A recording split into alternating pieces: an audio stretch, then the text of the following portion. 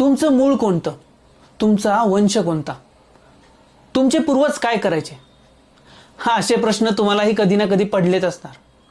अशाच एका माणसालाही असे प्रश्न पडले होते, पण फक्त प्रश्न विचारून तो थांबला नाही.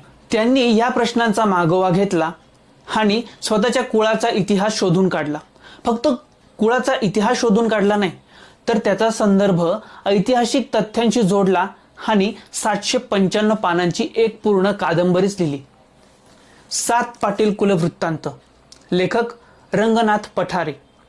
ही कादंबरी जरी 795 पानांची असली तरी एकदा तुम्ही हातात घेतल्यावर कधी ती संपते हे तुम्हाला समजत नाही.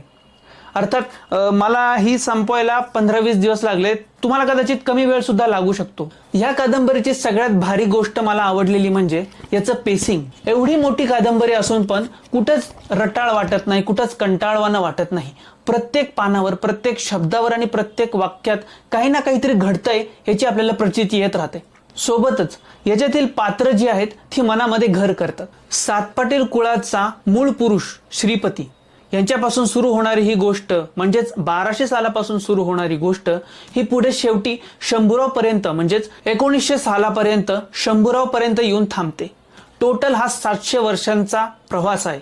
जर का तुम्ही अशी कादंबरी शोधत आहात ज्याच्यामध्ये तुम्हाला हरवून जायचे, ज्याच्या जगात तुम्हाला हरवून जायचंय, सोबतच ऐतिहासिक पार्श्वभूमी हवी आहे, तर ही कादंबरी तुमच्यासाठी आहे.